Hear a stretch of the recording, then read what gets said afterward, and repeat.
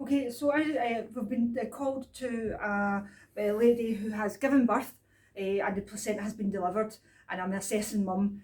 Mum is pale, sweaty, low blood pressure, radial pulse is pretty weak, and I have a look and I can see significant amount of bleeding. I can see that this incontinence pad is saturated, so I'm thinking about PPH, and she's continued bleeding. So I'm thinking about my 4 T's. I'm thinking about towing of fundus, I'm thinking about tears, tissue retention, and thrombin. So I'm going to have a quick look to see if there's any tears. If there is, I could put some pressure on that tear to help stop the bleeding.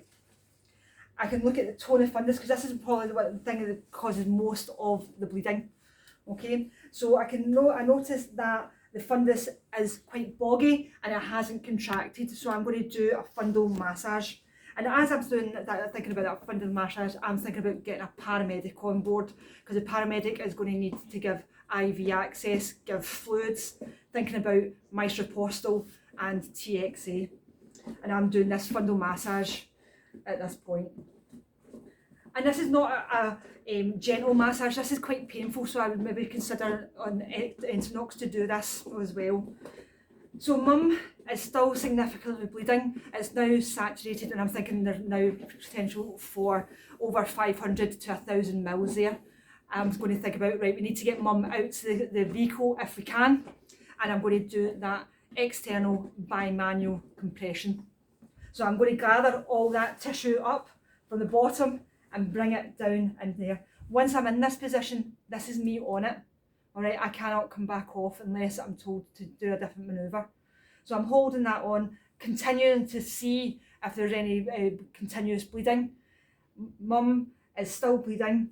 She's now very pale. She's altered level of consciousness. I'm going to phone for consideration if my paramedic's not already on scene. Because it has to be under direction of a paramedic or healthcare professional. I'm going to move into that internal bimanual compression. So I've spoken to the midwives, or I've spoken to the clinical team leader, not clinical team leader, clinical advisor at Control, and I've been given the go ahead as a technician to do this. Right, so first of all, we're going to be putting our fingers in sidewards, and once we're in, we're putting it into a fist, and we're pushing down. I'm now in this position. You definitely need to be in the vehicle for this, okay, because the person needs surgery. We need to stop that bleeding, and it will mean that we need to go in surgically and start clamping off the arteries that are bleeding. And we're there until the surgeons tell us otherwise.